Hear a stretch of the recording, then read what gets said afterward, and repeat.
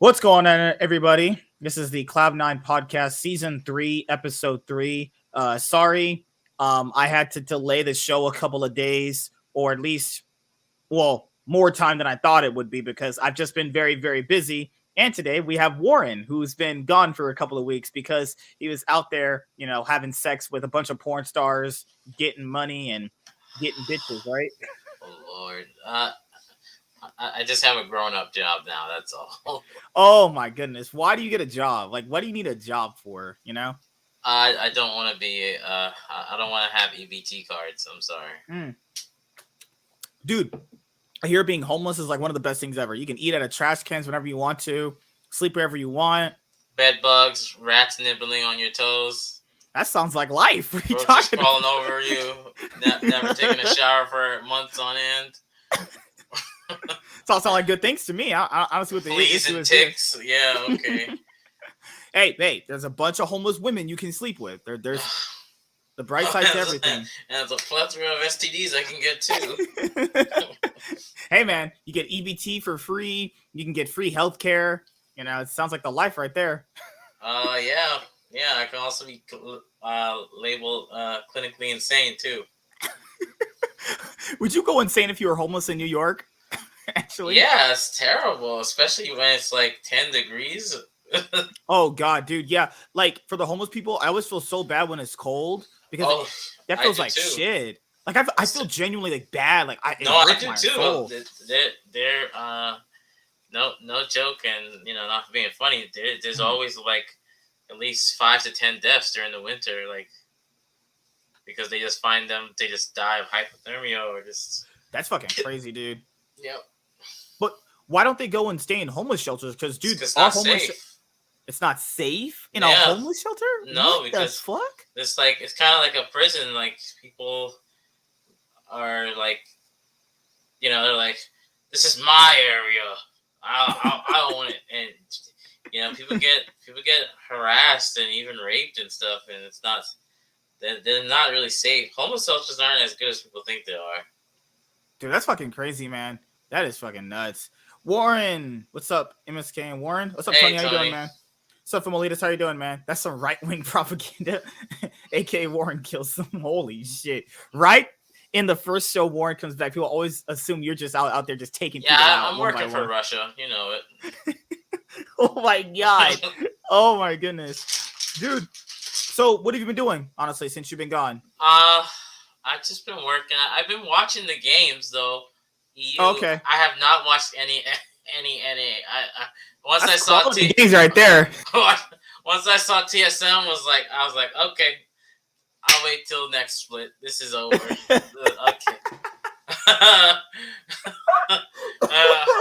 Once I'm done. Okay, I'll say this.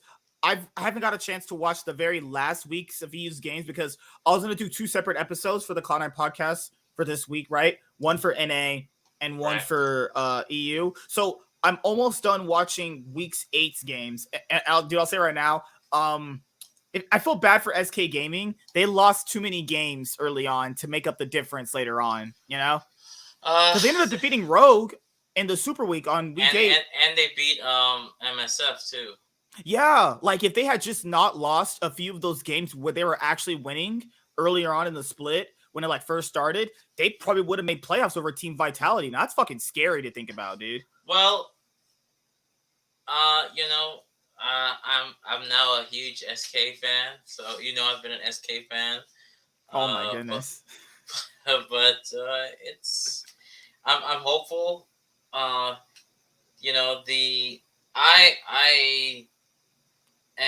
I kind of thought Vitality. I don't know how you're gonna break it down, but Vitality was a big disappointment to me. So Vitality's fucking trash.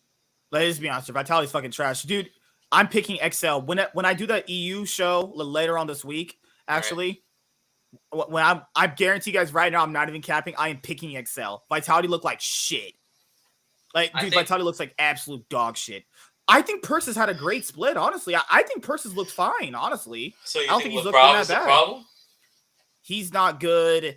I thought he was good. He played good when I picked him in my all-pro team we did last year for the summer. I thought he played good then. He's just completely regressed. Self-made's running around with his fucking head cut off. Then you have Alfari, who's like still the same Alfari, gets a lane lead, just throws it away or just doesn't do anything with it.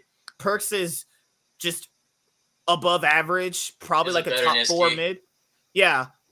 But like a player like Perks' style right now, since he has to play more supportive, like he can't really do anything with that. You know what I mean? Like there's nothing he can do that can really get his team to the next edge. Like they barely squeaked into playoffs. That is really, really scary. The fact that they barely squeaked in the playoffs, that's disgusting. They're about to get knocked out in the first round. And if they lose the first round, they're out. They don't have another chance. Too?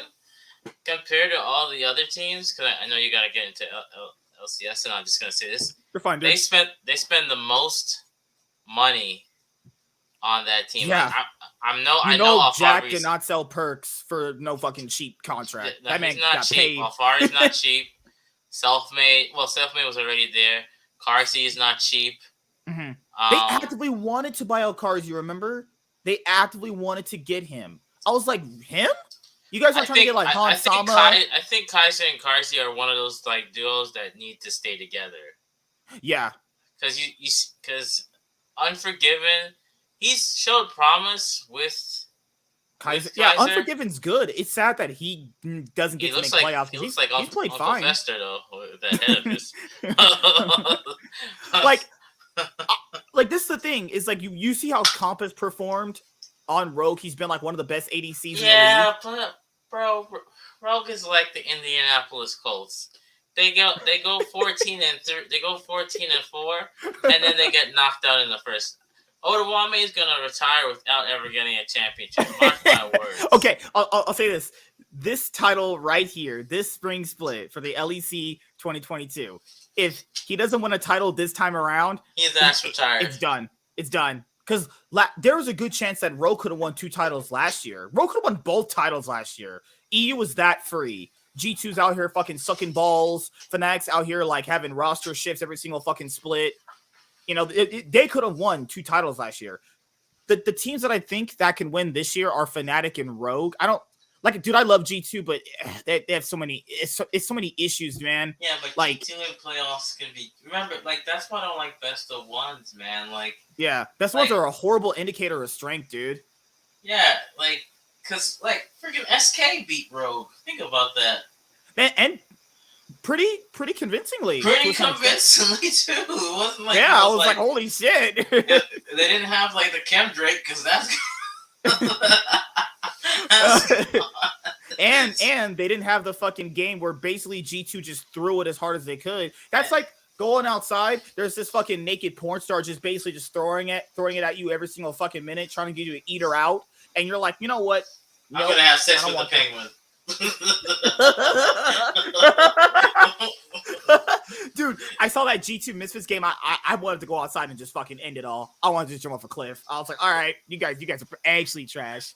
And then you have people that fucking cap so hard. Like, dude, I can be a fan of a team, but if the players are playing bad, I'm not capping for that shit.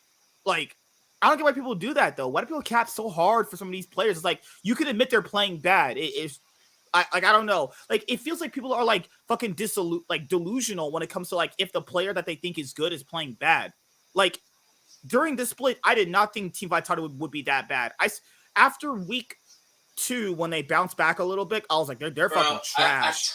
When Sean was on here and I was here before, I said to you guys, remember what happened with MSF? They made up this super team, and look what happened. It failed. Like, the thing is... Warren just being a prophet again for like the 50th time? No, it's not even being a prophet, man. It's just like, you don't... You have to have hope, dude. You have to hope, you know? Like, the thing what made G2 so special for those, what was it, 2 or 3 years? Yeah. It was 3 years, is that they had people in their prime, and, like, some people took a backseat, but they had, like, Wonder took a backseat, and Yankos took a backseat for sure, right? Okay, now most teams, like I don't know if you just saw, but Astralis just got rid of Promiscu, and I saw that, yeah. And White Knight, I don't know why they got rid of. That was the dumbest. That's dumb. I don't know. I guess he decided to leave, but they got White Knight left. Promiscu was stealing paychecks like a a black person not paying for child support. So I, I don't know, like, but like White Knight is, I would say, an average top laner, but he does his job right. And you knew that like de jour, he was getting better in Kave. So okay, you know your role. Like you don't need superstar. You just need people to do their role properly.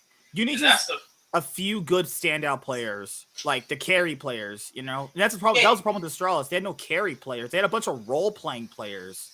You know, 2 and that just doesn't work. Is all you need. 2. Like look at SKT. You know, if Faker does bad, they have Goma UC. That guy is just a freak of nature. You know what I mean? Good God. That's not even an ADC. That's just a god. Right. And like you know Gen G, they got Chovy and they got Ruler.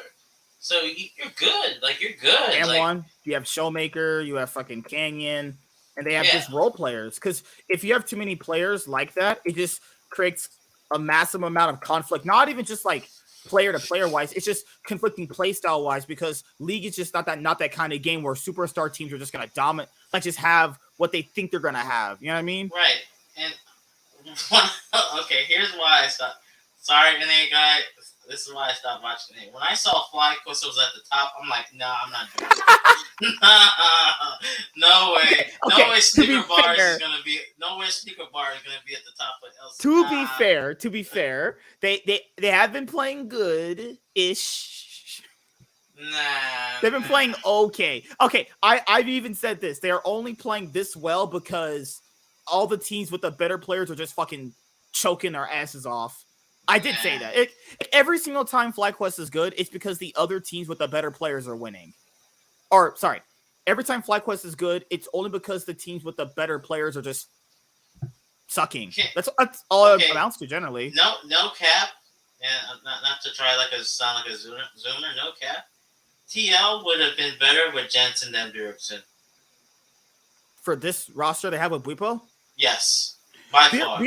Bjergsen's been playing more of a supportive style. Like, and you know what's crazy? Because we're gonna do our all pro teams very soon for at least LCS. EU will be. Well, I ain't gonna be a part of that. But you're gonna see me send for each team clown, and clown. That's all I'm gonna put. Dude, even for EU, like some of these all pro teams we're gonna have to come up with are just fucking whack. Like, nah, who's the top laner you pick for like EU? Who's the top laner? Oh, Wonder. Really?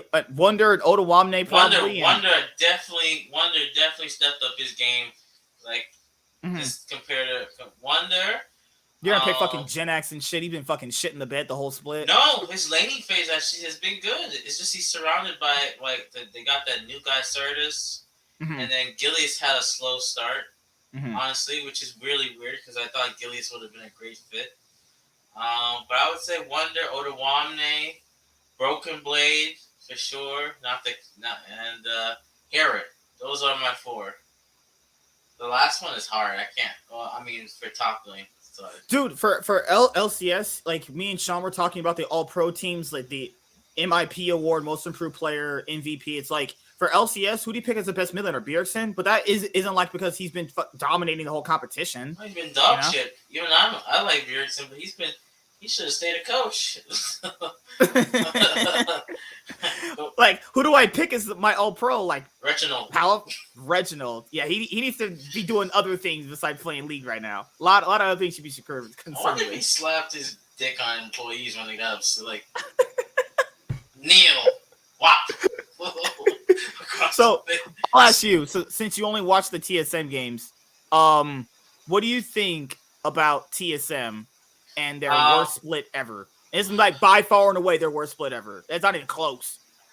I think if they were gonna go with international players, they should have spoke some. I think communication's a problem. I think if they had like say European imports, like kind of like what Liquid did, like I don't know, maybe I guess if they had Otawamne, White Knight would have been better than Huni. Let's be honest. Dude, any team keeping Huni is like automatically telling me you're not trying to win shit. I I think I was watching I Will Dominate along with Thorn, and they brought up a good point. TSM got money. How come they only get like Shenny and Kukadui or Kudaya? Kiedo, you fucking Kiedo. Ting Tong, Ching Chong, Bing Bong, Ling Long. Oh Lord! Hey, I got a joke for you. Okay, so what do you call Showmaker if he's Chinese? Egg roll. Shoemaker.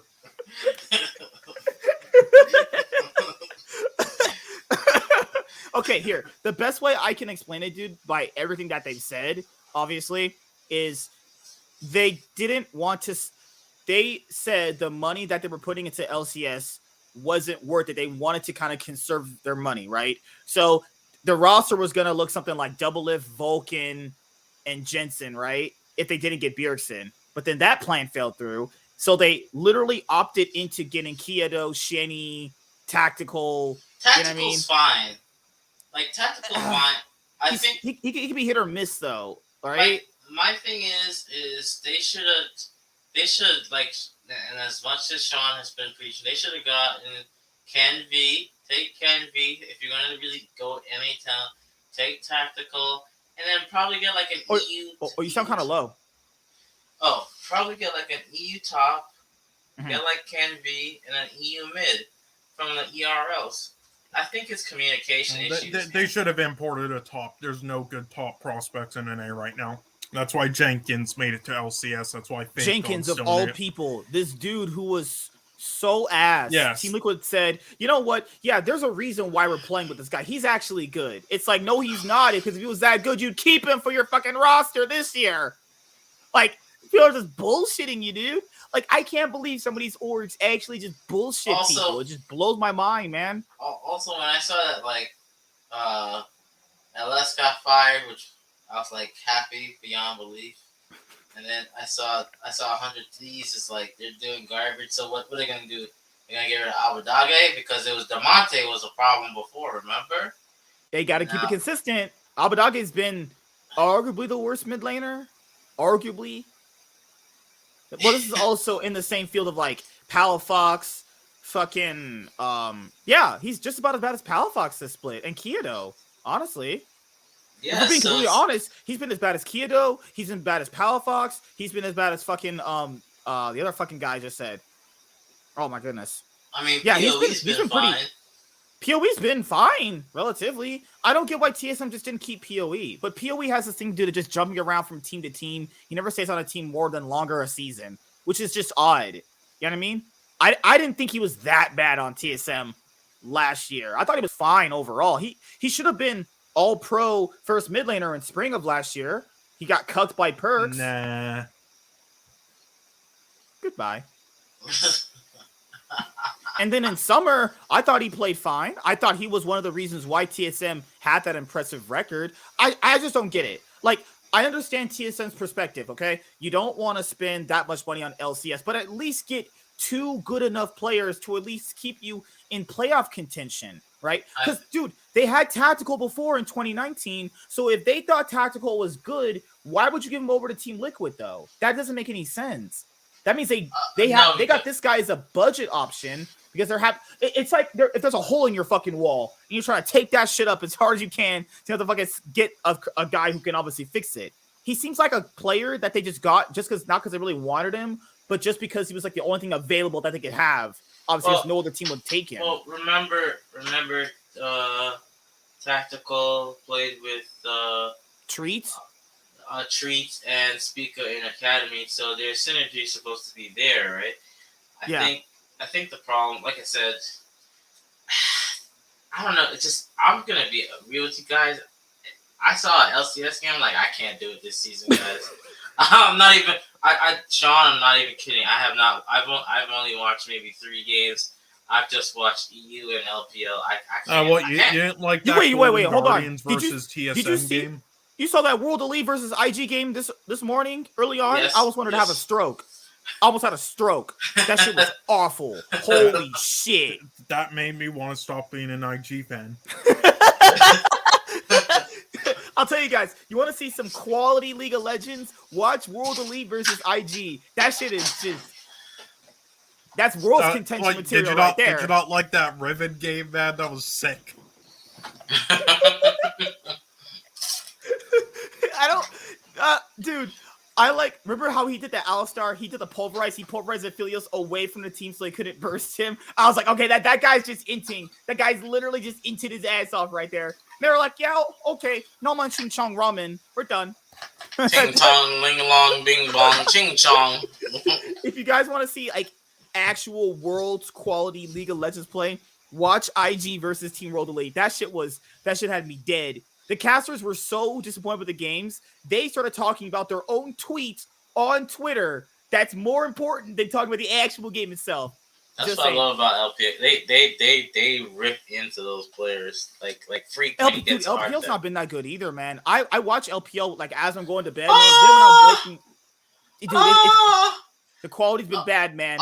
Warren, don't you be capping. V5 is fucking capping, motherfucker. Why are you capping? They're top of the standings. Because of Karsa and Rookie. The other players are like they're. I mean, okay. But that's Rookie all will you make need. a team look good. Wait, what do you mean? You don't? What do you mean? Their bot lane's good. What? Thank you. PP God is good.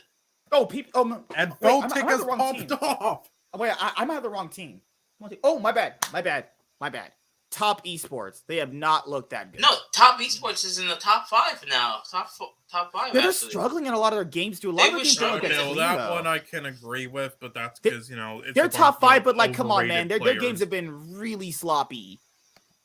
Like, well, that's what happens when you have fucking Jackie Love on your team. He's like a coin flip 86. Dude, the games they let fucking Uzi play, that's like a work of art right there. This man still got it. Uzi is fucking still pounding it out. Doggo fucking kicks his ass, man, all day, every day. Are you Doggo's agent or something? Holy shit, man. Holy shit. All right. I want to go over something for you guys right now. So it's been a while since the LCS has allowed fans actually to come by. And today it was announced that the LCS is welcoming fans back for the LCS 2022 Spring Split Playoffs. There's the article right here, which we will be reading. Let me make this bigger for a lot of you guys right now. Okay, so LCS welcomes back fans for spring playoffs. LCS Spring Playoff tickets available next week. TLDR. Tickets to attend LCS Spring Playoff at the LCS Studio in Santa Monica, California go on sale March 17th. Tickets to attend Finals Weekend at NRG Stadium in Houston, Texas will be available later this month. The wait is finally over. For the first time since March 2020, the LCS will have fans in attendance at its in-person events. Tickets to attend all spring playoff matches at the LCS Studio in Santa Monica will go on sale March 17th, with tickets to the LCS Finals at NRG Stadium following later this month. Beginning with games on April 2nd, fans will be stage side as their favorite teams and players compete for a trip to Houston. Tickets to LCS Studio matches start at $20 per person for general admission, each, or $35 per person for front row seats while supplies last. Although the LCS Studio closed its doors to fans over 2 years ago, our teams have played on.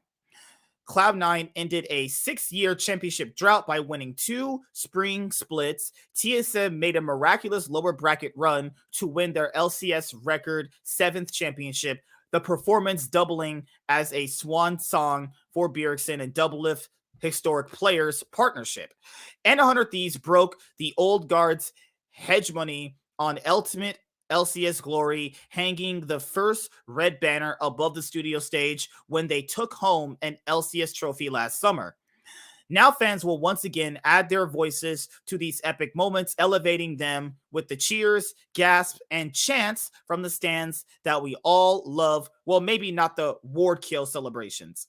Next week, we'll provide more information on the LCS Spring Finals, including what attendees can expect at NRG stadiums Until then, welcome back to the LCS. We've missed you. The health and safety of players, staff, and fans of our top priority. The health and safety of players, staff, and fans are our top priority. We want to keep butts in seats. Thanks, Flowers. And in order to do so, there are some ground rules for attendees. Oh, what's up? What's up? Oh my goodness, holy shit. What's up? Desh. Atar Desh. Not just kidding. What's up, man? How you doing? I'm just fucking with you, dude. What's up, man? How you doing, dude? TSM without beard, lol. Blabber's a junk goat. Oh my goodness. Oh my goodness. Oh my goodness. Yeah. Have a good night, man. Have a good night, dude. Been nice seeing you, dude. Give me a second. Press the Dark Oak. What's up, man? Let me answer one in the private chat. No? Everything's good for me. All right. In order to get in the door, anyone with a ticket is required to either show proof of vaccination status or provide a negative COVID test within 48 hours of the event. Lastly, masks are required while indoors. We'll have some on hand in case you forget yours. So it's awesome to have fans come back for the LCS 2022 Spring Split Playoffs. Currently, right now, for the LEC, they're still not allowing fans. I'm not sure about the LCK. I haven't got a chance to really watch the LCK for the LCK 2022 Spring Split. My knowledge on that has been definitely very limited. I have to pretty much grind a lot of the games, or at least from the top tier teams, for the LCK to split. I'm pretty sure they're not allowing fans right now because COVID got a little bit worse over there for them. LPL was allowing fans, but they kind of stopped that. So LCS is attempting to bring back fans. I don't know how long this will actually be, given the landscape of COVID right now, but I think this is a good thing, obviously, to bring fans back. Like, I was watching some of the games earlier today on my phone, like some of these older past games that just get like really, really hyped because like fans elevate the experience of wanting to play good because you want to play good in front of a crowd. And I think it's good to obviously have the crowds back for playoffs because playoffs is very, very meaningful to a lot of players that obviously reach the playoffs and they want to do well in playoffs and show off the best capabilities that they can do amongst the crowd. And it's good to have the playoffs take place in the studio and then obviously, have the finals take place in Houston, Texas. Obviously, right now, I don't know when I'll be able to actually attend. I'm pretty sure I won't be able to attend when they allow fans back overall. But hey, maybe Summer Split, I can finally make my LCS debut return back in the crowd. Because I'll be honest with you here, guys, going and watching the games live is like one of the best experiences you could ever have. I've did it several times, and I've enjoyed every single time. Pictures with the players, pictures with the teams, meeting all the personalities you see on YouTube. It's just amazing to go and see the games live, and I absolutely love it.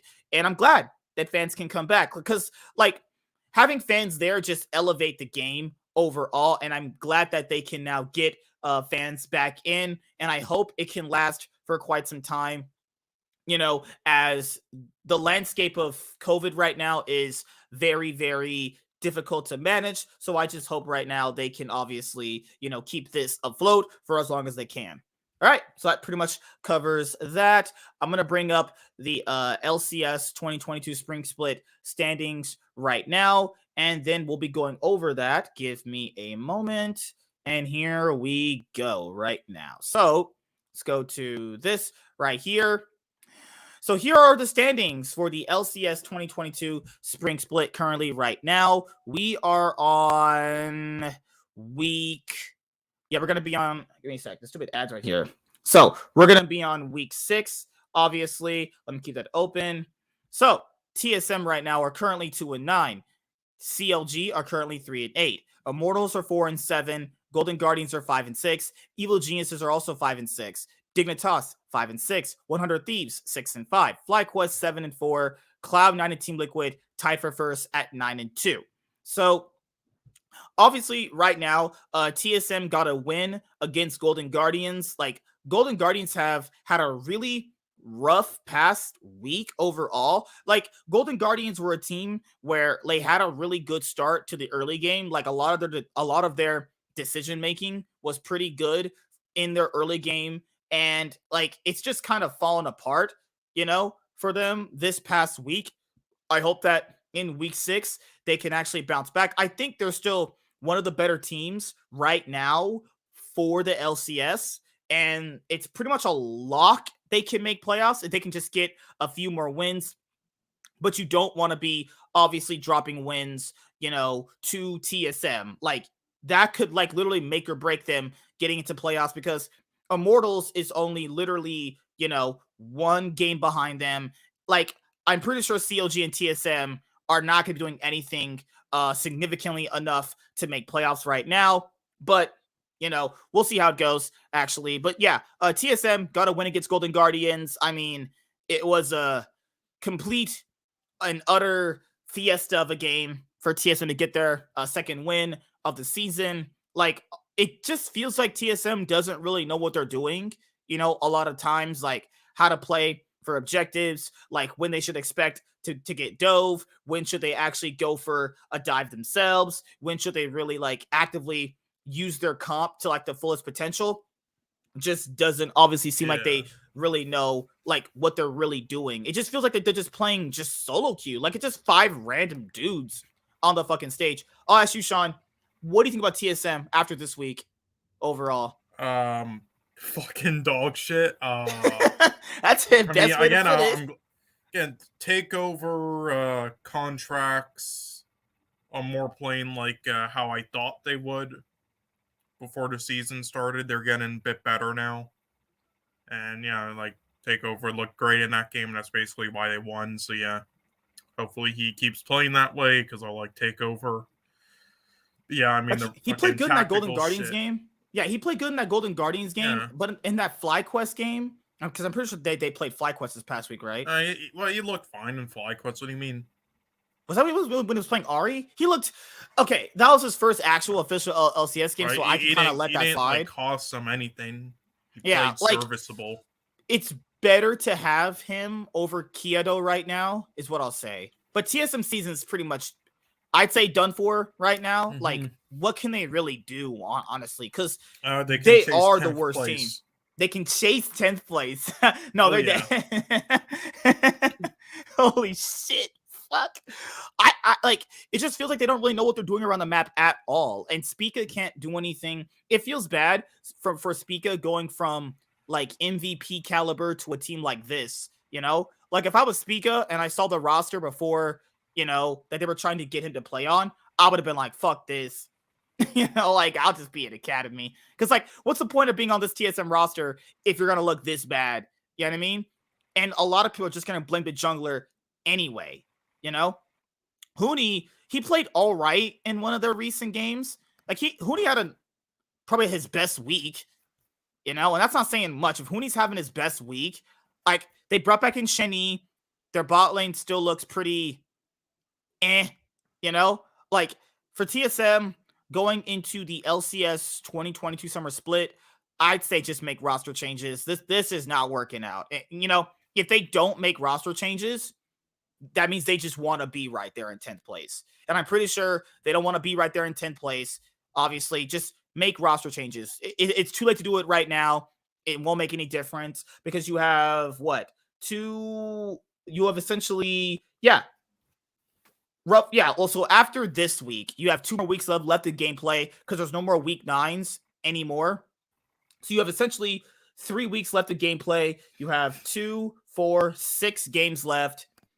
Just make roster changes when this shit is over. That's it. There's really nothing else to really do with this roster. Like, I get it. They tried out an experiment with LDL players. It's not working out. They're not, guys.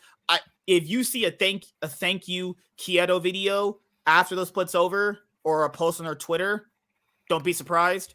Also, don't be surprised if you see a thank you Shenny post on Twitter or a video. God, don't be surprised. Don't be surprised. Listen, Shenny was jealous of all the times contracts died, so he's trying to beat his record. Holy shit. Also, if you see a thank you Huni, post on Twitter, like, if you're a TSM fan, I genuinely feel bad. I didn't think they fall down this hard. Like, I thought their roster would have been at least around Immortals level, At least. I didn't think much of their roster. I did think the Chinese players would play good, though. And I mean, I think they are still good. It's just like a cultural difference and like different play styles. I think like they would probably be on LPL teams right now, so I don't think it's really. But dude, Kyoto could go. I mean, I fit gave great on them TT. like, yeah, like I mean, oh fuck. They have UCal. Southwind. Puffin Southwind. If you tell me you have Puffin Southwind, good. Oh, sure. UCal. Yo, UCal is fucking great. What? UCal is a great player, right? I thought UCal handedly. I don't know, man. No, UCal is amazing. You know why? Because he single-handedly eliminated Griffin for them, and then got that one team in LCK who then turned into Nonshin. So he brought back Nonshin single-handedly. He's a legend. Ryan, what's up, man? Move Spica to other teams. Well, Spica's contract ends up this year. Spica will not be staying on TSM after this year. I guarantee you of it. He'll try to go to a different org. Guarantee you. But yeah, that's my thing about TSM. If you guys see thank you posts on their Twitter page or thank you videos on their YouTube channels, don't be surprised. This is just a horrible result, you know. Now, I know a lot of fans are going to go, okay, why don't you just give it more time? Guys, there's not enough time in life to be giving things more time that are already failing, you know? There's nothing you can really do. Method, all right? We should give Puff and Southwind more time. Oh, yeah, that prime quality players right there. Holy shit. Like, I mean, you could get Jensen, but would Jensen want to play for TSM? I mean, I don't know. You could get Jensen, you could get Jizuke. I mean, someone said bring in Ignar. I think Ignar was a fine player last year. I think Ignar and Jizuke would play for TSM. The rest, I don't think so. Like Jizuke or Niski, Ignar, Tactical, it's fine if you want to keep him. I don't think Niski or Jensen would want to play for TSM. So they'll have to just settle for Jizuke. I like it. So if they just settle, okay, like they can get 3 of those players, Jensen, Niski, or Jizuke, insert whichever one you want. They can keep Tactical. Tactical is fine, I guess. Like if that's no, they should not keep him. I mean, he's the best option they have right now for an NA player. They should have kept Cody Sun and just started him. He would be better. They had Cody Sun. They're like, you know what? You're not good enough. Let's get Tactical. What the fuck? Holy shit.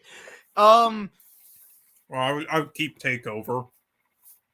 Do you, like for Shenny? I don't know about this guy. Like Shenny makes great engages, but nothing he can do with his engages matters for a team like TSM because all the players don't follow up and their decision making is bad. And anytime he does make an engage, they just go on the wrong time and then it's all fucked up. So just for top laners, they could have had Licorice. But they opted in for Huni. Holy motherfuck. Yeah, they could have had Impact the year before. Like expect a change for TSM. Dude, expect a change for TSM. Vulcan, I think, is like the best support right now. I would say expect a change for TSM. I would expect it in, I don't know which area, but they'll be making changes. Man, come back and quote me on this. They will be making changes. CLG, I think the expectations for CLG were just a little bit too high with some of these new players coming into the league. Well, you have the one new player coming to the league, which is just obviously Luger. Poom, he played for 100 Thieves for a little bit there back during the LCS 2020 summer split. He played a little bit. He's still technically a rookie. He had a rookie bot lane. I think Luger is actually good. I genuinely think Luger is good. But there's nothing else here. Palafox just looks lost around the map. Contracts is just bad, and Jenkins just sucks. This is just a bad roster. Like, I know Jenkins were like, yeah, we're a full developmental roster. It doesn't really matter, though. What are they going to develop into? Trash? They'll literally just develop into garbage. There's nothing they can do. I mean, I would keep their bot lane, and maybe if Contracts wakes the fuck up, but otherwise get rid of those 3. Contracts is fucking eating crack or some shit. I don't know. Does Contracts do drugs? I mean, I don't know. How bad he's been playing? His last 3 games were actually good. If he played more like that, but he doesn't. Like, even the games he plays good, he's still a huge coin flip player. Like, yeah, that, and also just compared to the rest of the league, he's probably the worst because like who's worse than him? Yeah, like I can't. There's no one worse than him. Even Xerxes on his bad days looks better than Contracts. Yeah, like Pride Stalker's easily, like I'd say Pride Stalker is potentially a top 3 jungler right now. Inspired's better, of course. River's better. River, I would say, is 9th right now, but he's still better. Yeah, Closer still better. Bezer, Jose Dioto's, yeah, way better. Like fucking Blabber, way better. Centaur, so they have the worst jungler in the league. They have either the worst mid or the second worst mid, and they definitely have the worst top laner outside of Fake God. Like, I get it. You have a developmental roster, and you want to give them time, but certain developmental rosters, if you don't really see the ceiling anywhere, like, what's the point? I don't get the point of that. That's just so fucking stupid. You know, they essentially have like pretty much like bottom 3 players and like a lot of the key roles that you don't need to have bottom 3 players in certain key roles. So that's CLG. Immortals, they actually almost beat Team Liquid, and then Arrow decided to just not go with his team. You know, that they almost beat Team Liquid, and Arrow decided to just do crack. To be fair, that was an idiotic call either way. Whoever made that call should be just released right now. It was probably like Xerxes, I bet. He does that all the time on his teams. It's like, oh, guys, yeah, we can end. It's like, oh, no, we should just get bare. No, let's end. Hell yeah. It's like, ah, shit.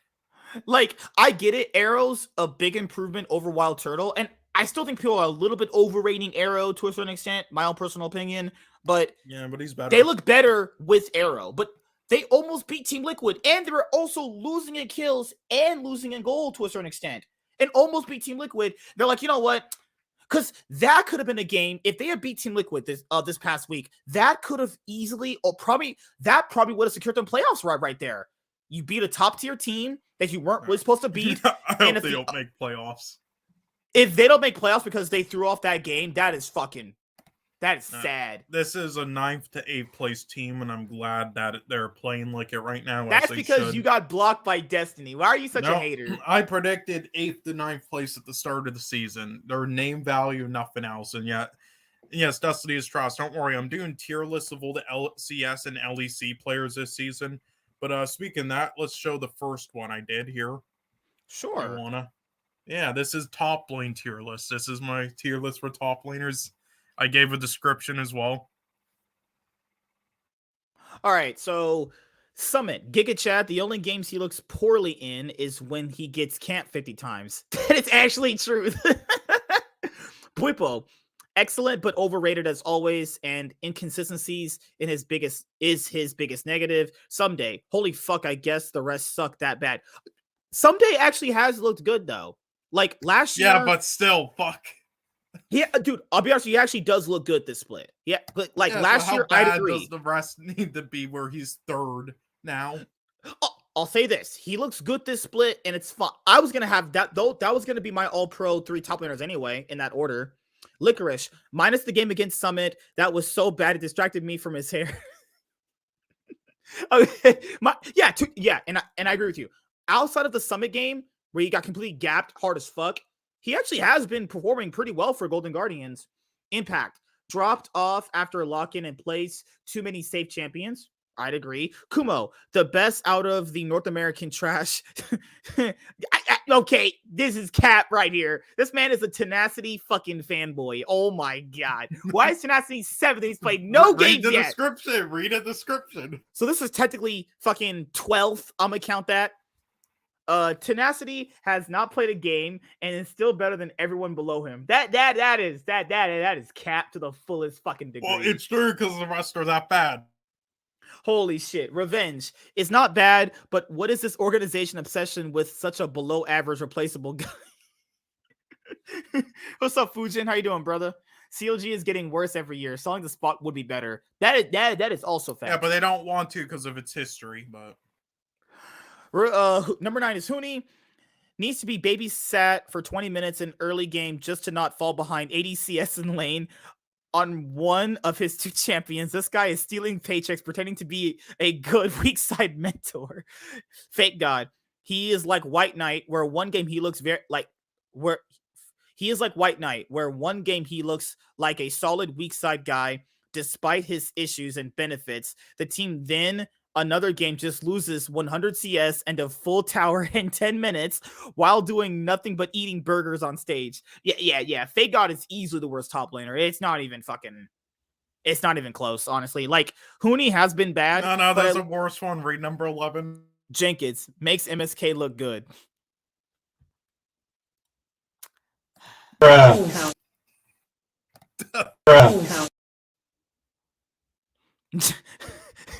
Okay, it takes actual skill to be worse than Fake God. That takes actual legitimate skill.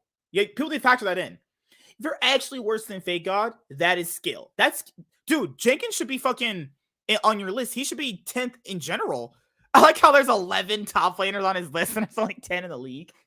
Yeah, well, Tenacity's better than Oldham, sadly. Oh my god. Oh my goodness. But yeah, guys, if I wanted to, I would add Darshan on there as well and say he's like 6 because he's better than all these guys. Immortals, they had a close game against Team Liquid, but some of their gameplay, like, I think they have a good idea of what they want to do. It's just all about consistency for Immortals. Golden Guardians, they had a really, really rough week. They got like just ass blasted by Cloud9. They got like completely I would say ass blasted by TSM, but they should not have lost to TSM. They should not have lost to TSM. That is a mega tilting game. Yeah, I mean, I don't know. I don't know if it was the one I actually predicted or if it was the other, but I knew they would win a game this week. But from a fluke, though. Evil Geniuses. Okay, for Evil Geniuses, because they had that against Cloud9 the first time around, they might have won if the game had swung in their favor. But this time around, the team fights were close against Cloud9, but everything else was Cloud9 favored. And they had to gank Summit like 1,000 times to shut this guy down. Well, that's what I said. The Cloud9 series and lock-ins, they didn't even look that bad. Like, they lost all 3, but they, like, none of the players really played that bad. They basically just, like, did nothing, though, against CG. They didn't play poorly, though. So, yeah, I knew they were overrated.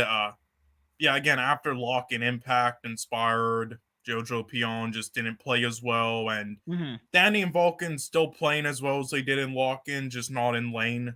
But out of lane, though, I would honestly say that Vulcan's possibly the best support right now.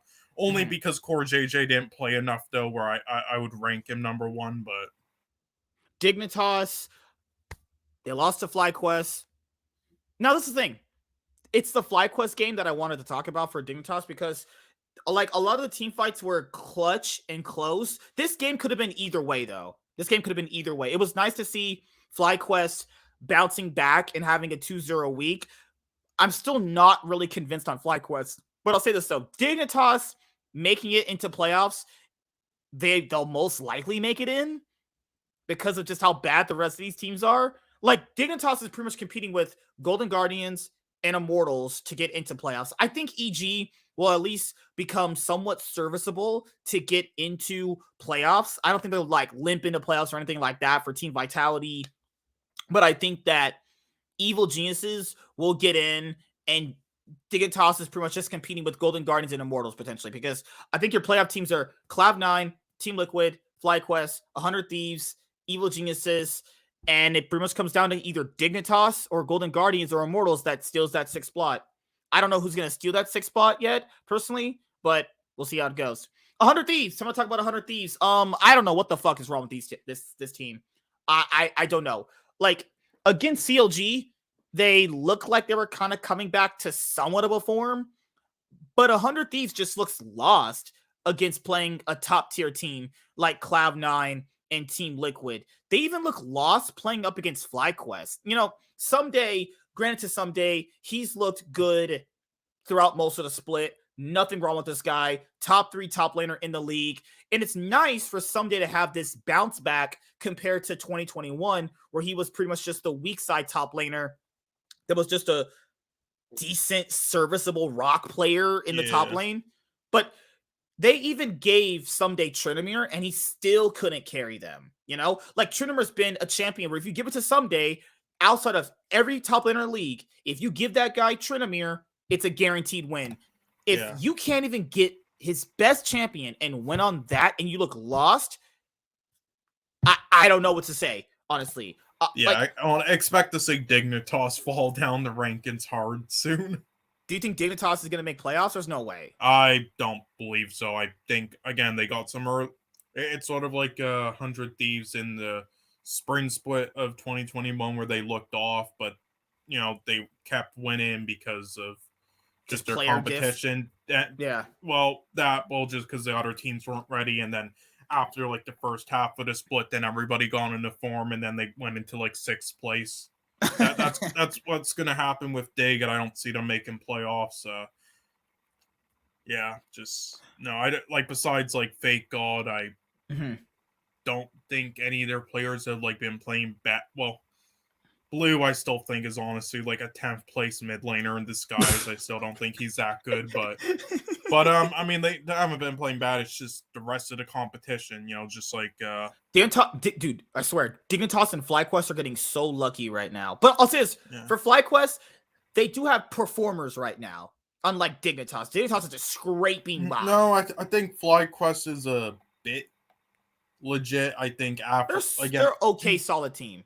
No, like Jose Diodo's been great. I think Takuli, I would say, is like top 3 mid laner right now. Yeah, I was gonna have him doing his job as a Oh, you're gonna have him on? What? I was gonna have Takuli in my top 3 mid laners. He's actually played good. He's actually played good overall. Like he's played he's played fine. Kumo has like done his job. Swear to God, if you say fucking fudge, I'm throwing out this fucking call. Well, listen, we look at the mid lane pool. You know. Yeah, wait, Abadoggy's been playing like shit. Jojo Pion's been playing like shit. Blue is blue. Blaze Olive is a Blaze Olive. Fuck off. Like, seriously, he's top 3. He might be like top 2.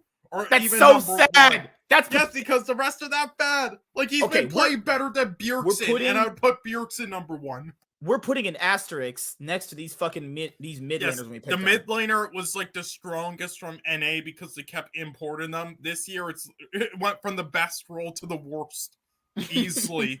Like Fudge might actually be the best in the league because it's that bad.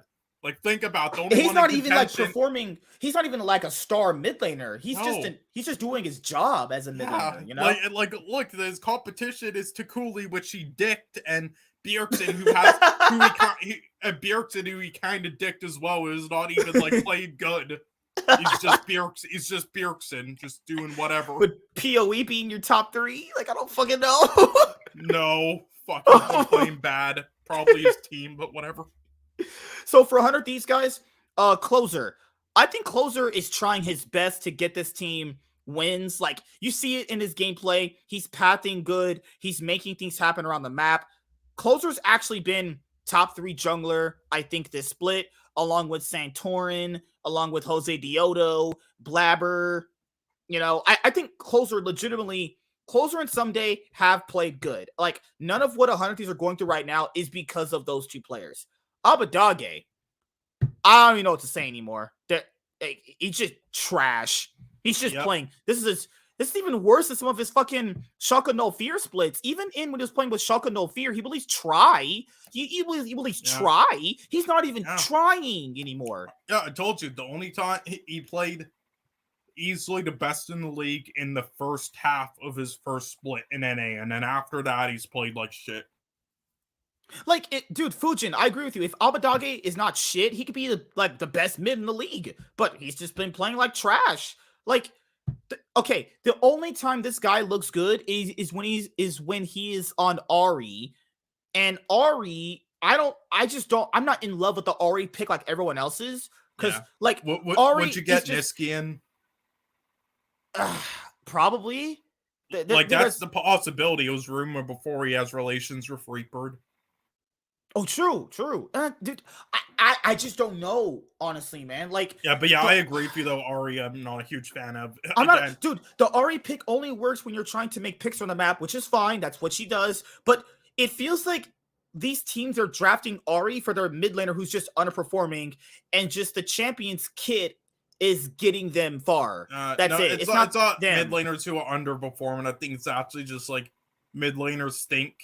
She's an OP champ just because it's like she's like comfortable and feels good to like carry with. She has nice pick potential. She has nice roam potential. Decent like damage if early you on. get her ahead, then it feels like you're doing a lot, but you're really not. She's really not that good. But dude, all the games they put Abadage on Ari, if he's not on Ari, which is a basic champion in and of itself, but I mean, she has some decent skill level, he looks like ass. Like, I don't know what's going on with him. He's just massively underperforming. I don't know what they're gonna do. Him and who he have underperformed. Like, what happened to FBI and Huhi? This was by far and away the best bot lane. FBI is still playing great. It's his support. Yeah, FBI is still playing good. I'll say that.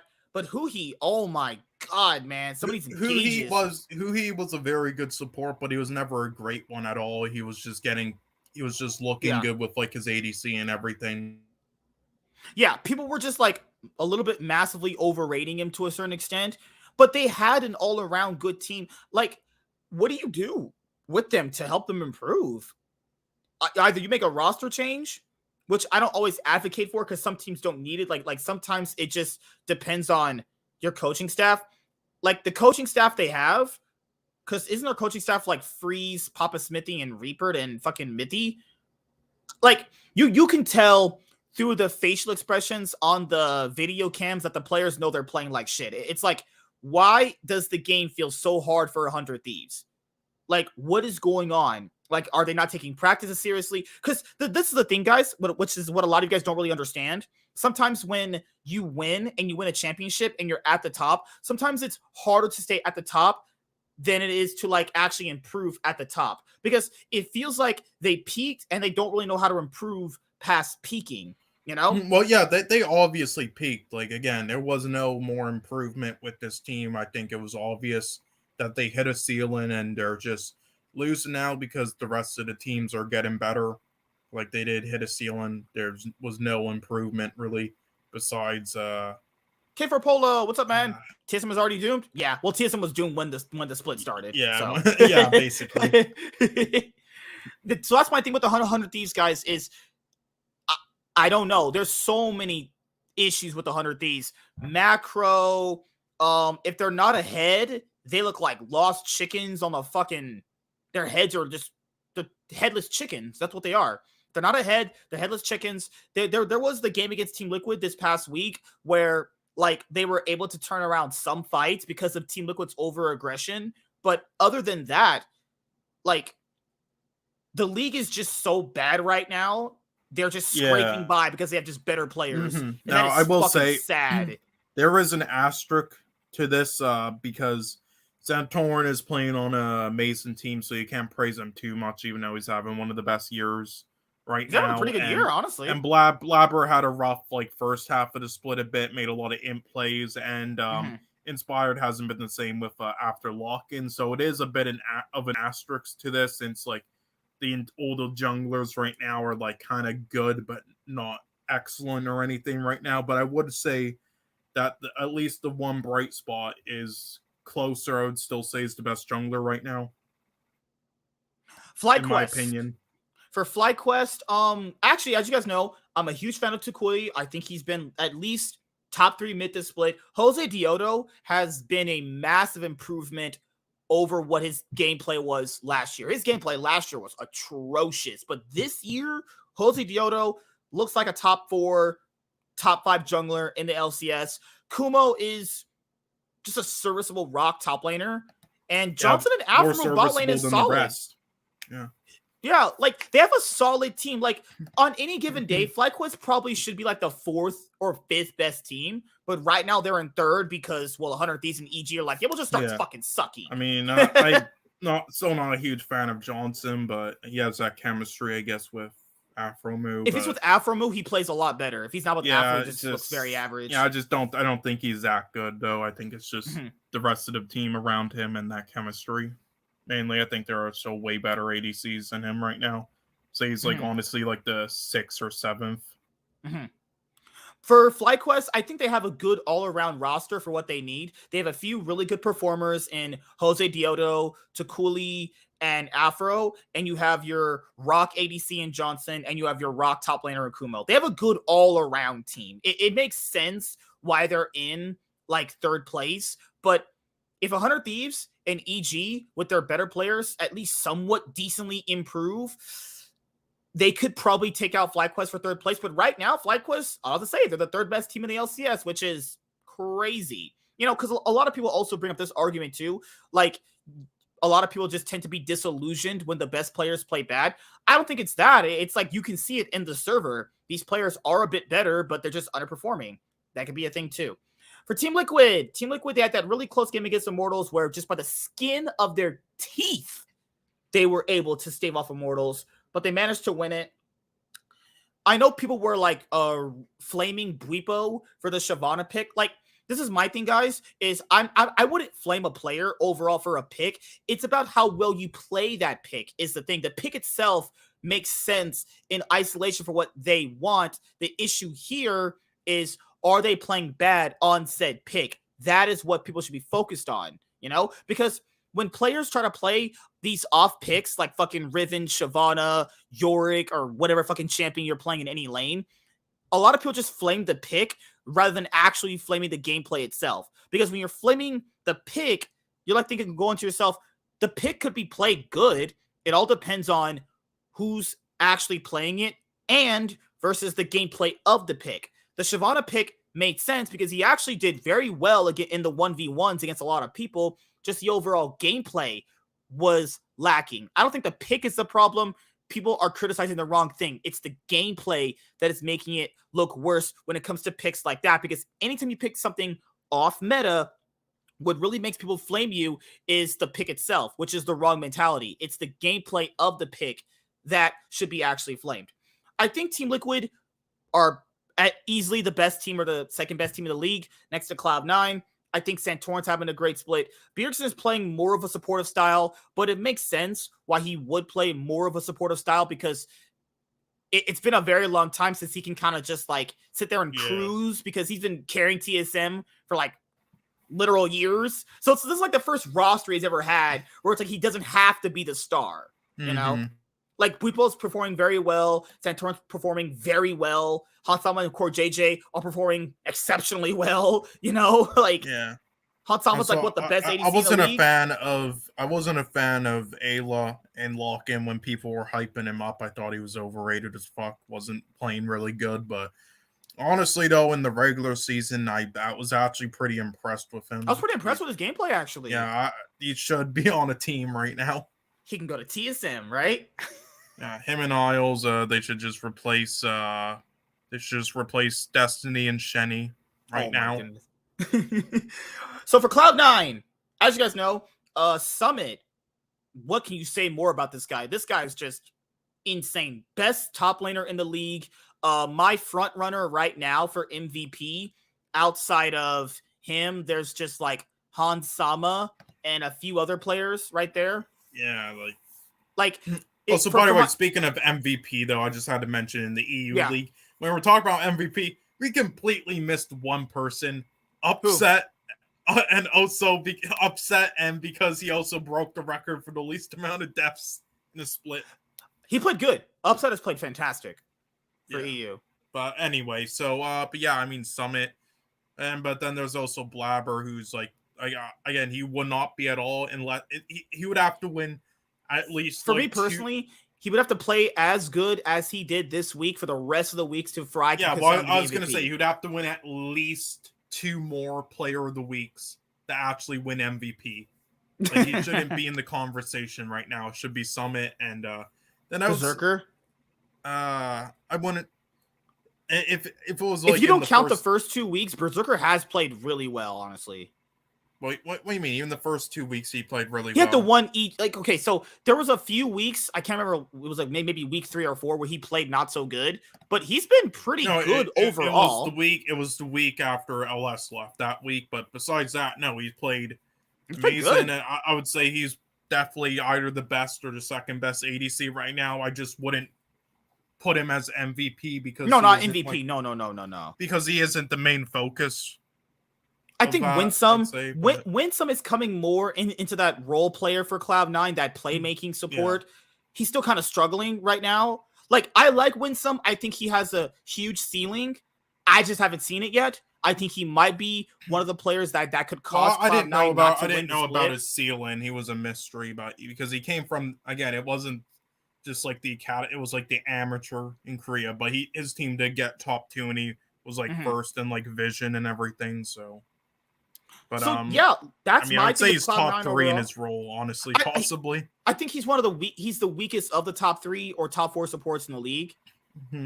Because we haven't seen, to be fair, we haven't seen too much out of him, but you can tell from what he's doing in the game, it's good. He just has to get more comfortable. I would say definitely Vulcan and Core JJ are better, but other than that, honestly, like he's looked better than Afromu. He looks better than Huhi. Not really. Looks better.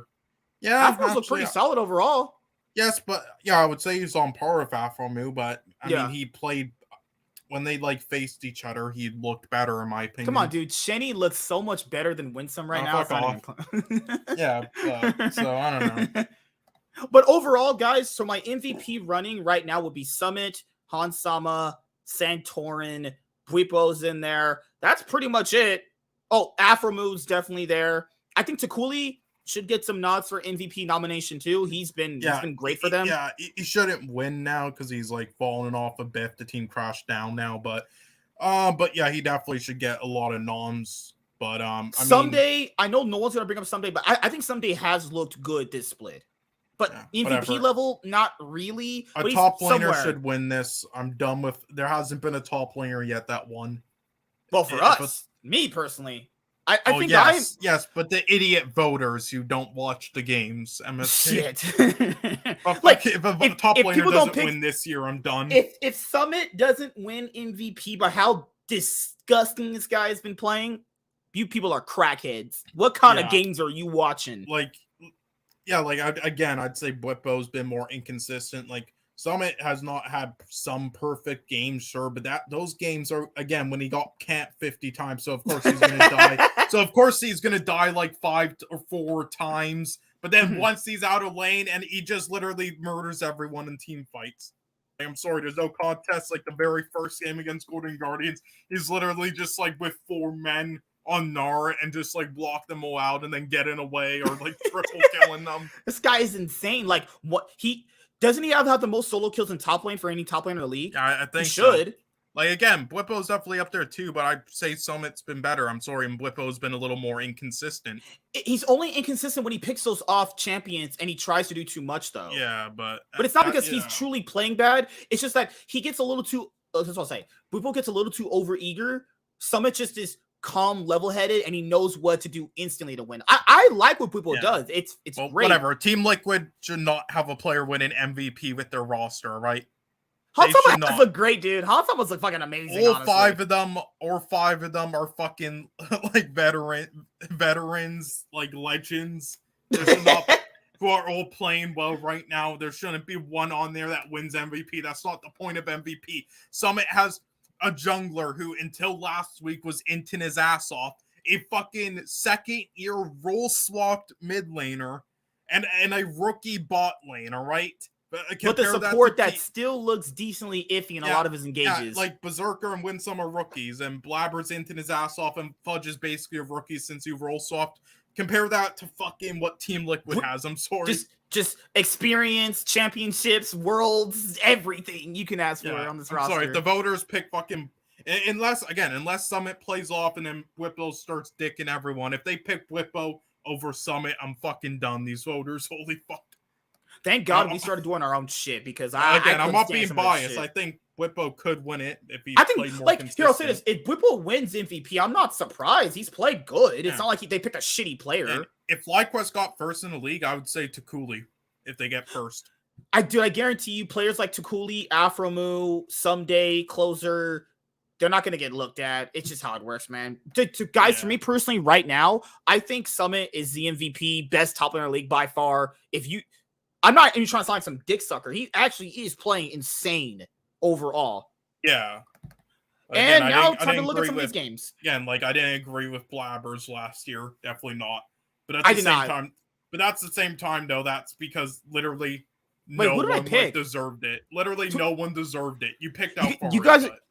You guys are gonna have to go back to my fucking spring split of last year pickings. I forgot who I picked as MVP. No, you picked out Fari, I'm pretty sure. I think I did. No, yeah, but I picked Dardoch.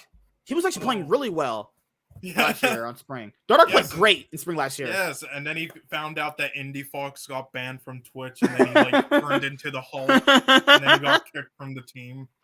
Dude, I thought Dardoch got robbed last year about how well he was playing. Dardoch got so robbed. He wasn't even in the conversation. Dude, I was like, what is... Guys, I know you don't like his personality. 100% understandable.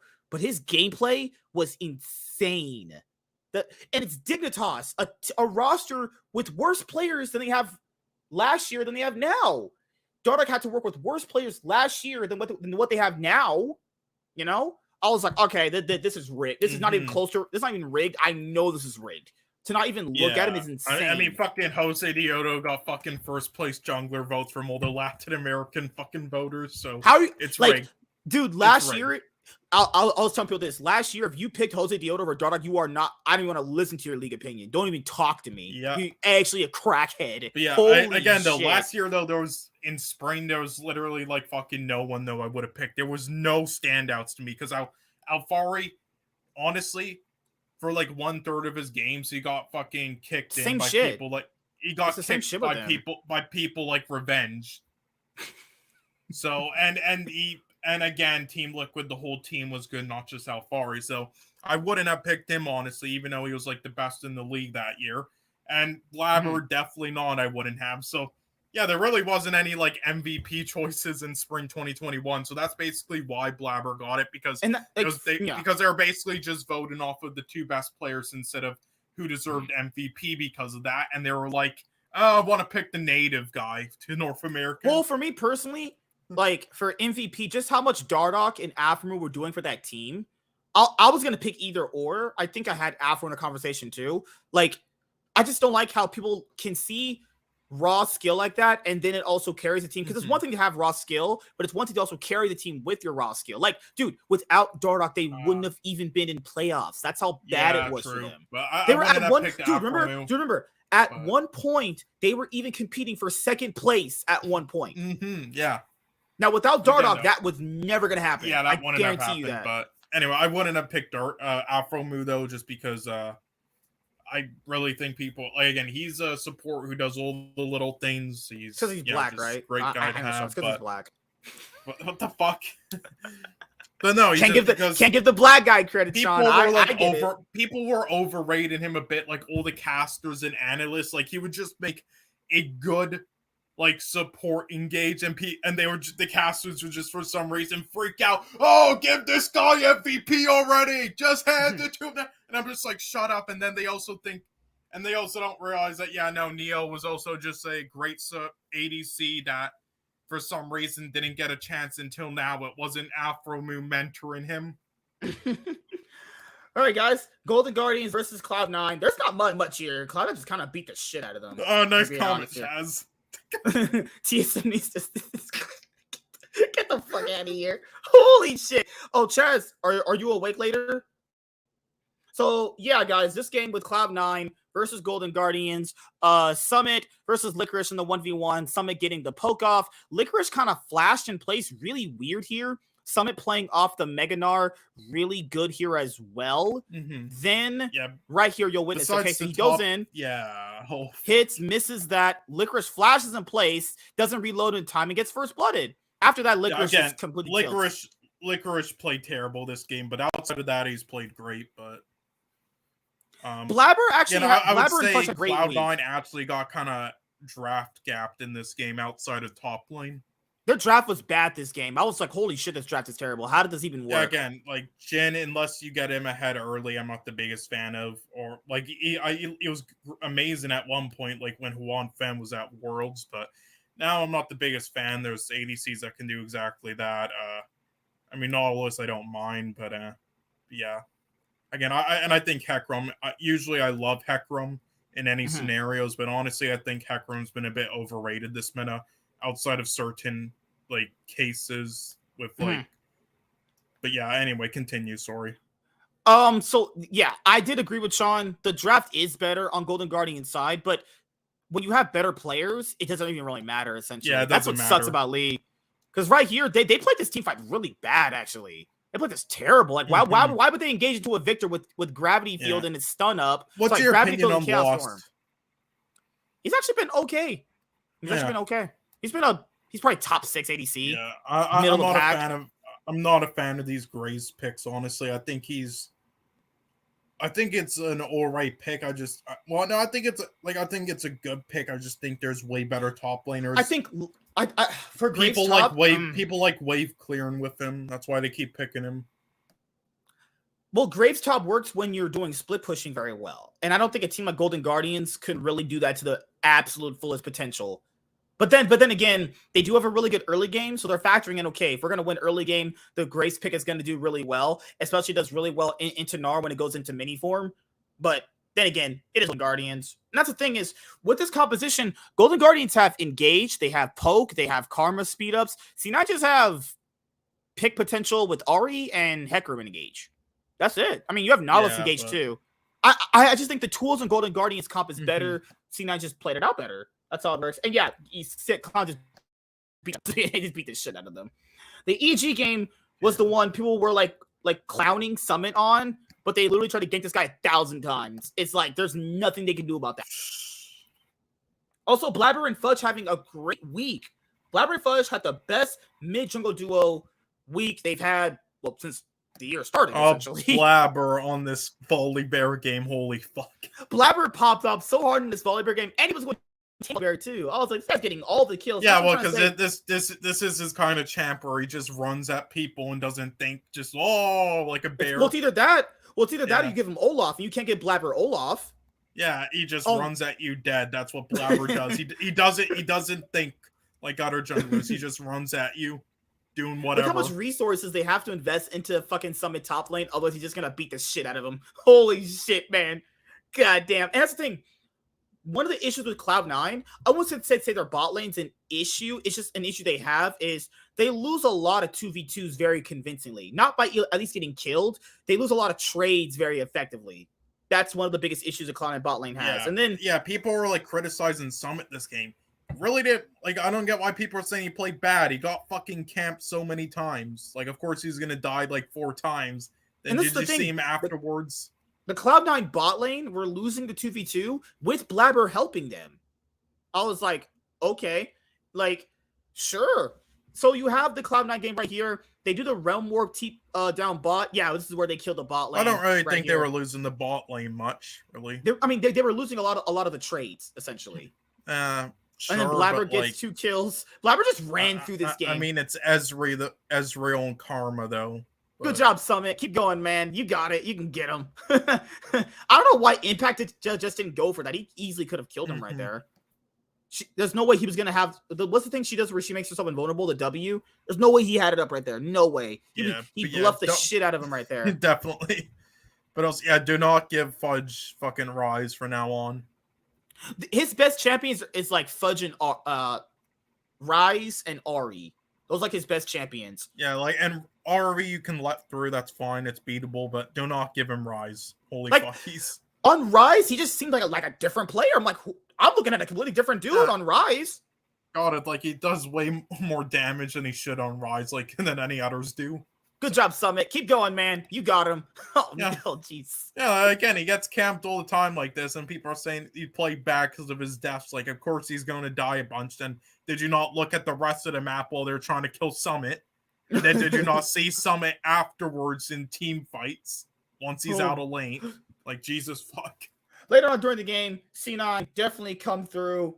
something that's actually very useful in team fights. Next game is TSM versus Golden Guardians. The match of the week right here, baby. The match of the fucking week right here. No, the match of the week was the game before this one with them, where that was a banger. Hold on, let me go to the bathroom. Just keep talking. Okay, so this is the sequel to the game that was. Match of the week doesn't have to mean quality, and honestly, the last game with TSM versus GG, was as back as forth in a bad way that you can get, though. So I would say it actually was unironically one of the matches of the week in that way. But so the sequel to the shittiest LCS game so far. Yep, there's a tactical almost getting dicked in lane, but then Ole decided to end because he's like, I'm bored of League now. I want to go back to fucking whatever he was doing in Korea. So he decides to end and give Tactical a kill. Oh, remember when TSM were playing up against FlyQuest and Tukuli picked Syndra and Tactical was actually escaping it and he ran back in to get killed? I was like, oh my god, this guy's brain is fried. And there's Takeover fucking dicking everyone this game. Fucking amazing. How demoralizing is it for Golden Guardians to fucking lose to fucking TSM, man? TSM are 1-9. Takeover is just that good, man.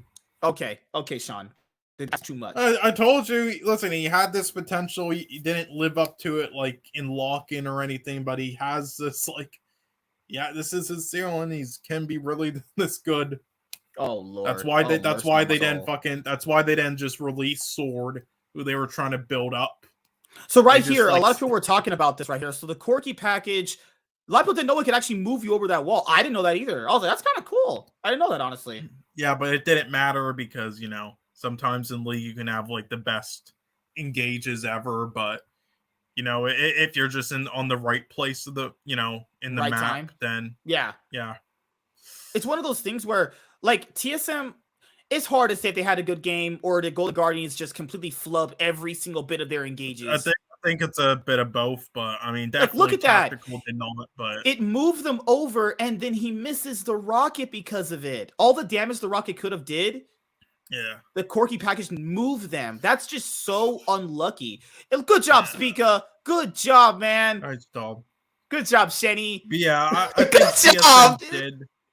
Look, I think TSM for the most part did have a good game though, but they won a team fight like that, and Speaker's like, you know what? I'll just give up the lead. Just run in there and die. Hell yeah, man. Again, they definitely weren't playing great or anything, and this.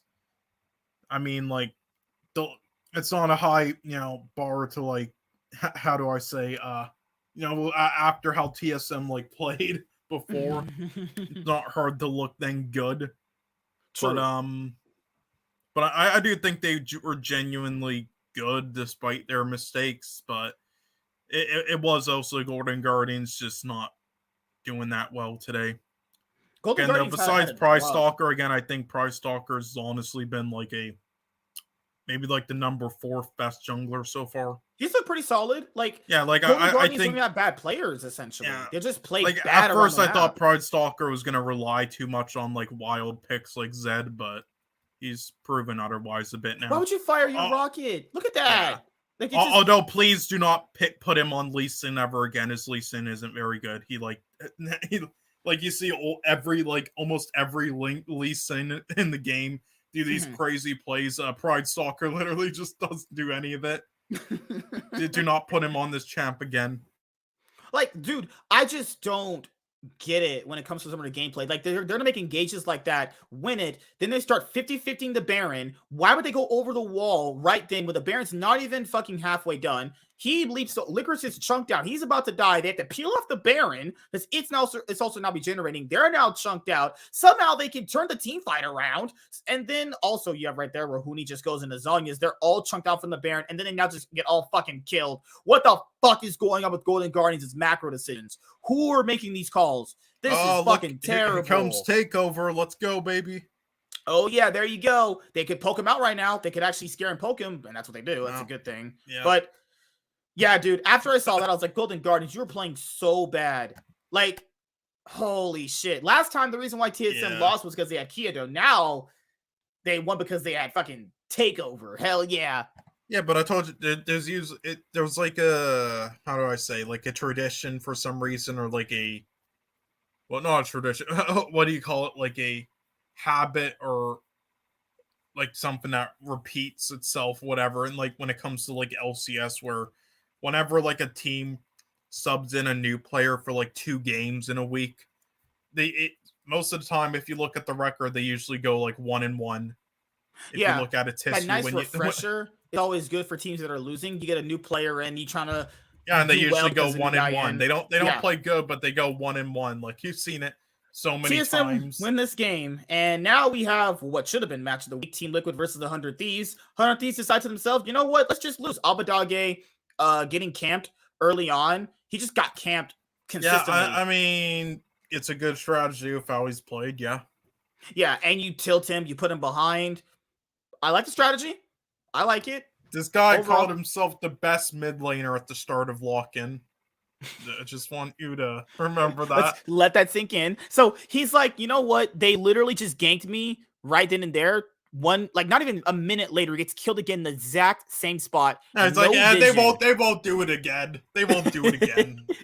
So right here is when 100 Thieves kind of take the game back. So what was Abadage doing there? So right there, Someday gets, he did. They chunk out Beerson. I don't know how Beerson ends up right there, but somehow he did. He ends up getting killed. They use the Chaos Storm to obviously chunk them away, and then they peel off this fight. Yeah, okay, there's one more fight after this where they come back into the game. Good job, Abadage. Good job. I don't know how Beerson got into that position at all, because I was like, Beerson, what are you doing? Like, that's just a horrible positioning. Yes, and he's been doing this all season. He's not getting punished for it at all. Yeah, he's just a decent weak side guy. He's not even like doing much. He's just like, he like barely survives and then just stays in the back while the rest of his team then like wins team fights. That's what he's been doing. And yet he might be the best. And yet he might be the best mid laner because they're that bad this year. That's how terrible this fucking league is right now. Holy shit. So right there, as you guys saw, they end up diving the bot lane once again. They kill Huhi. A lot of the 100 Thieves decisions, like in this game, I'll say this. In this game, they at least try to do something, like they were trying to make proactive moves around the map. I was just super sick of seeing Abadage on Ahri. He seems just so lackluster on that pick, or good on that pick, depending on which mid laner he's playing against, but on Ryze, it's right here in this team fight. So Team Liquid try challenging 100 Thieves, right? And then Core JJ engages onto Huhi right there. And then they knock him up. Depth charge right there. Huhi leaps onto Hansama. Hansama's kind of chunked out. They put him into a spot where, he can't really dish out all damage.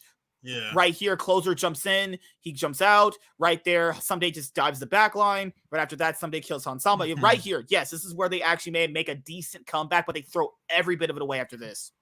Abadage popping off. Yeah. Honestly, good job. I think some NA teams should like try putting Corki in other roles right now. Corki top lane? That I was gonna say that, but I don't think Bwipo or Impact or Someday would be a very good Corki or Impact. So not dumb, but maybe honestly I think Corki ADC could have maybe been a good strat this game with how the team fights looked. He got caught out once again. Santorin leaping onto them. Santorin ends up dying, even though he made a bad decision right there, and they still managed to kite them out. FBI getting hooked, caught. Oh god, it's bad for 100 Thieves, man. Abadage got a kill. That's all that matters. I don't know how that was a fucking shutdown, but okay. FBI actually played well the whole game, but got caught out that one time, and then that was actually amazing right there. That was actually good. That body slam flash cast, that was great right there. That was awesome. Yeah, if only he did that more often instead of just like once a game. Then after this, they get Baron. I'm pretty sure they get Baron after this, or they set up Vision for it right after this. Yep, they get Baron after this, or they try to at least poke them off Baron. Good job, Realm Warping, and good job, Abadage, using it for no reason. Good job, dude. You're the best. Core JJ's like, you know what? I'll just hook this guy. Closer just leaps into a Nautilus with Hook right next to him, knowing he can leap out. But then Abadage is like, wait a minute. I can't live? What the fuck? I'm not a Ryze? He's like, you know what? I'm not a fucking Lee Sin. I can't just leap out. And the reason why he didn't get a chance to save himself, guys, is because he used his Realm Warp earlier on. Good job. Good job. Abadage and Someday go after Buipo. Buipo had a interesting set of games this week. He was really impactful, but still got caught out in side lanes, which is still odd considering how well he's played. But, you know, they get this tower right here, and then after that, they have this really interesting team fight. So right here, after this team fight, they pretty much lose the game. So starts right here. Okay, so randomly FBI just uses his rocket. Right here, like, what the flying fuck? What level of crack is FBI on? Why in the world does he just use his ult to just vision? I don't fucking know. Right here, I want you guys to see how horrible this play is. Right here, no one sees no one, uses his ult, misses completely, no damage dealt. Then right there, who he gets killed, TP comes in, Someday is in the back line trying to flank. Right after that, Coulter can't do anything. Who's going to kick in front of his teammates? If he does that, they'll just die. That's a great strategy, man. Ult for no reason into the fog of war? Yeah, that's how you get back into the game. Let's go Someday. Yes, you knew your ult was about to expire, but let's go. Hell yeah. Good job, but he threw his overload wide. You see how he threw his overload wide? He would have did way more damage there. But then they kill Abadage after this. Nice job almost killing yourself Someday. You know, even though you're a Trendemir, so you could have just run away from behind, but... Holy shit. Santorin right here leaps onto Abadage is on the back line. He scares off FBI. Nice. FBI can't do anything right there because there's 3 people ready to engage on him. A Xin Zhao, a Nautilus. Right there, some days just trying to 1v3 3 players, loses, and then gets killed. That's all their damage. And then it's over, right? Why would he... That's not how you play Trendemir. Holy fuck. This champ has been so broken and some days making it look fucking bad. The team fighting decisions from 100 Thieves, man, are just so bad. It's like they could have probably won this game, but they just this is how OP this fucking champ is, by the way. So many players play this Trendemir so fucking poorly, and yet every game they end with like 6-1-8 in their loss. And this was Sunday's best champion, which is Trendemir. He's played really well in this pick. I don't know what was going on this game. He wasn't really split pushing. He wasn't really impacting the map as well as he could have. Like, he got side lane kills, but he wasn't really impacting the map the way we know he could do on this pick. I don't know what was going on, man. Like, Oh, good job. Good job, Huhi. Good job, Huhi. Oh, yeah, good job, FBI. Waste your ult again. Good job, FBI. Yeah. That's really great, man. Holy shit. After that, don't try to chase them or anything. Yeah, just don't try to give me Garen buffs. Like, the game just feels really rough for 100 Thieves. I don't know what they're going to be doing to fix this roster. Listen, Abadage had a good game today. Why would they run warp into that? He gave that up. Was a great play. Nice okay, job. So right here, Someday, yeah, he rubbed. Oh, Lord, Abadage, what are you doing? Oh, no. Oh, no. It's all bad. It's a great game. It's all bad. Abadage. Listen, he only died 8 times. All right. That's not bad. Abadage is a guy who got ganked, put behind, got a triple kill at some point, got 3 kills, and still managed to throw it away. He literally entered right there. Why would he throw his support? Look how horrible this is, because he run warps the support into the Victor, Xin Zhao, and the Nautilus. Yeah, Abadage, what are you doing? Wait, what do you mean? That's a good play. What are you talking about? Oh, my brain. Everybody knows Nautilus and Xin Zhao with all are very easy to kill. It's a good play. Factor this in, people. That team won last summer split, which I said they were the best team last split, but they've completely regressed since then. Well, if Cloud9 beat Team Liquid. Cloud9. Sorry. Wait, what I was saying? Sorry. No, it wasn't Cloud9. What was I saying? Replay it back. You almost got it. Right. Sorry, I was gonna say if Team Liquid didn't beat 100 Thieves the first time around, and they went the same route 100 Thieves did, then I think they would have won instead. I honestly think, but Team Liquid just you could say they choked, but 100 Thieves really did gap them the last series around. I think Team Liquid doesn't benefit as much from time off. this roster from like getting advanced seeds or whatever, in my But opinion. But guys, that's it for the LCS 2022 Spring Split Week 5. Yeah, Now well, we do listen, our he played a predictions. good game, all right? He only died 8 times, all right? If you Good. compare that to Keith's game on like Tom Kench when he roll swaps to support, then it's pretty good. Match of the week, baby. All right, so what are some match of the weeks here? Oh, Team Liquid taking on Evil Geniuses. That's a pretty good one right there. Team Liquid versus Cloud9, obviously. FlyQuest versus 100 Thieves. Holy shit. Okay, for Saturday, the best games are Team Liquid versus EG and Golden Guardians versus the 100 Thieves. Could be really interesting, honestly. Right now, both teams are struggling. 100 Thieves 1-1, Golden Guardians 0-2. Could be something really good, honestly. It just depends on how they play out. But yeah, the best game on Saturday is TL versus EG. Not even gonna sugarcoat that. Sunday is TL versus C9, and FlyQuest versus 100 Thieves, I'll say, is a game to look out for. Not for quality. Yep. And then, so those 4, definitely, but you're forgetting one. CLG versus FlyQuest, man. Quality. No, you're forgetting fucking TSM IMT versus Dig? Dignitas. TSM versus Dignitas is going to be a banger. What are you talking about? El Asico. I can't wait to see those 2 star mid laners battle each other. All right, guys. Time for predictions, and we'll wrap it up.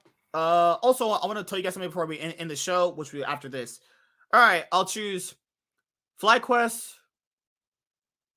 100 Thieves, Team Liquid, Dignitas, Cloud9, FlyQuest, Cloud9, EG, IMT, and Golden Guardians. Okay, so I'll say FlyQuest. Okay. Let's go with FlyQuest, 100 Thieves, Team Liquid, Dignitas. I think Blue's gonna take over and ruin everything I said. And Cloud9. And then we'll go. This one's tough. Fuck. We'll just say 100 Thieves. I think they'll make a bit of a comeback. And then let's go with, I'll say Team Liquid, and I'll say that Cloud9 ints again, and that's, again, the only reason they lose. And I'll say Evil Geniuses, but I think it will be a close game. Then let's go with Immortals, and then I'll say CLG. All right, guys, that's it. You have Team Liquid taking on Cloud9 for the match of the week. Can Cloud9 get the revenge against Team Liquid? They played a really close game the last time around. That was even when Cloud9 had LS, and it looked pretty close. Cloud9 made decent, really crucial mistakes and gave Team Liquid the win. This time around, can Team Liquid maybe improve on what they didn't improve on last time? And can Cloud9 get their revenge against Team Liquid? But this is the problem here. Because Blabber's gonna say to force a fight after getting Baron, and then they'll lose. The thing here, dude, is if Team Liquid beat Cloud9, they automatically can't be first place because the head-to-head with Team Liquid. Well, unless Team Liquid loses a bunch, but yeah, unless Team Liquid loses like a bunch of games. If TL win this game, C9 pretty much can't compete for first with them. But if C9 win, they're still in the running to compete with first place. So this is a game Cloud9 has to win, essentially. They should have won the last game. It was really close. That was a close game last time around, man. I'm looking forward to this game, guys. But yeah, updates on the LEC. So, guys, I kind of fell behind some of the LEC games for Week 7 and Week 8 of the LEC 2022 Spring Split. I'm catching up right now. We will have a bonus Cloud9 podcast later on during the week. The LEC right now is taking a break, so we can have that bonus episode. And then before the playoffs come around, we can have it where we talk about our LEC 2022 Spring Split MVP, MIP, and All-Pro team. Yeah, So we'll that's do what happened our with the tier LEC. lists. I did the one tier list there as a teaser of what to expect.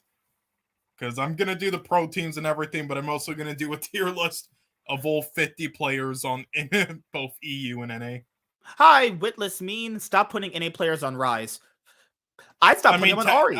I mean, Ari. yes. I'd say Ari. My opinion, Ari. But I mean, well, I mean, technically, it's like EU and Australian players. Mostly. TSM is free. K4 Polo, that is definitely true. But yes, the LEC, don't worry, guys. We're not forgetting about the LEC. We're still doing it. It's just going to be in another episode where we'll talk about Week 7 and Week 8's games together. Then we'll talk about the LEC as a whole for the season wrap-up for the regular season.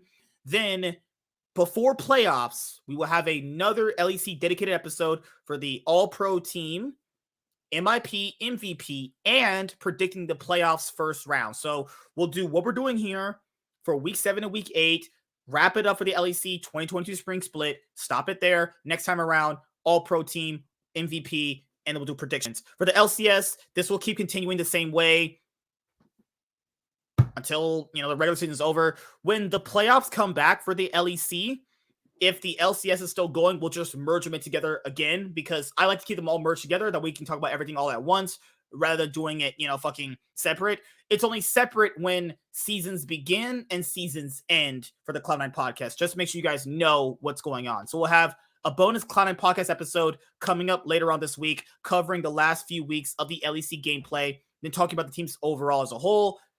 And then when it comes to the week before LEC returns, we'll do another separate episode for the All-Pro, MVP, and predicting the playoff matches. But when the playoff matches start for the LEC, we're going to combine them with the LCS stuff because it's a lot more easier then. So yeah, pretty much 2 separate Cloud9 podcast episodes dedicated to the LEC and still the same stuff you see with the LCS here.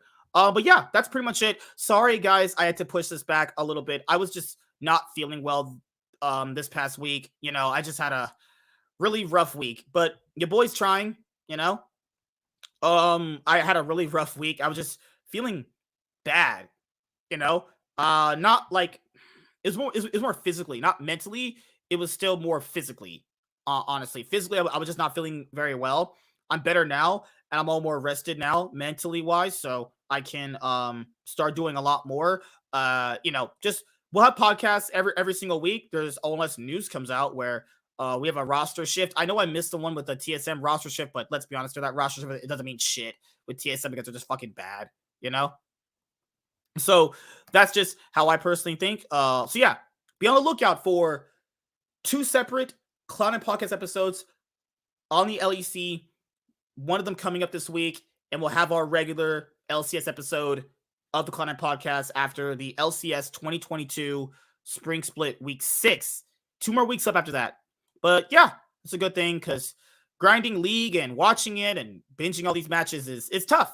But I was feeling down, and not down like I was sad, but I was just feeling just physically tired. Not because I'm burnt out, it's just work kills me sometimes, So, and it's also nice to have fans again. That's also a good thing. But if you guys want to support my main YouTube channel, links in the description box below to subscribe. If you watch this on the replay, just make sure you subscribe, comment down below. And yeah, anything else you want to say, Sean, before you close this out, actually? Anything else I want to say? You're a huge TSM fan? Oh yeah, totally. But fuck, I don't really. There was something I was gonna mention. I forgot about it, so whatever. But I will say that if you are at all interested in watching any minor regions right now to check out, I would say to probably check out, honestly, the Brazilian league right now has actually been really interesting. So and has a lot of storylines going on. So I would actually say to go check that out right now. But I mean, for level of play, the best level of play out of the minor regions right now, I would say probably Turkey. So yeah. That's all, since we don't actually talk about any minor regions here. If you guys want to see quality League of Legends best of 3, watch World Elite versus IG. That's quality right there. That's Well, listen, it's supposed to be a secret, we're not allowed to like show them the what peak League of Legends is like. And it comes from IG and World Elite. Yes, that Riven game was just a masterclass of how to play that champion.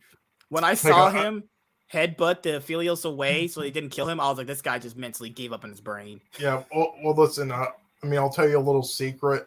That actually wasn't him playing, it was Viper. Holy shit on a fucking biscuit. But yeah, it was nice to have Warren back. Warren will probably be mostly back for the LEC episodes because he says he's not really watching the LCS right now because the gameplay is just too bad, honestly, which is very understandable. I can't really fault him, but, you know, we watch this stuff all way year round. You know, I have to grind the LCK so hard when this is over. I'll be able to watch playoffs more easily overall. But yeah, I've been watching LPL at least. LCK's been hard to watch these past couple of years because it not being on YouTube means I have to go to Twitch to watch it, or I just watch it on VODs. So that's essentially what it all means. Choco Mars is cute. Damn, Janet is so cute. Okay then. Fuck. Well, guys, that's it. See you next week. As you guys know, the Cloud9 podcast is every week, primarily on Wednesday. But if not, we'll have it on Thursday. See you guys later. Like, comment, and subscribe. Most of all, enjoy. I'm the Nightwing, and Way of Life Esports is signing out, guys. Peace. Have a good day. See you guys later. I'm out this thing. Peace.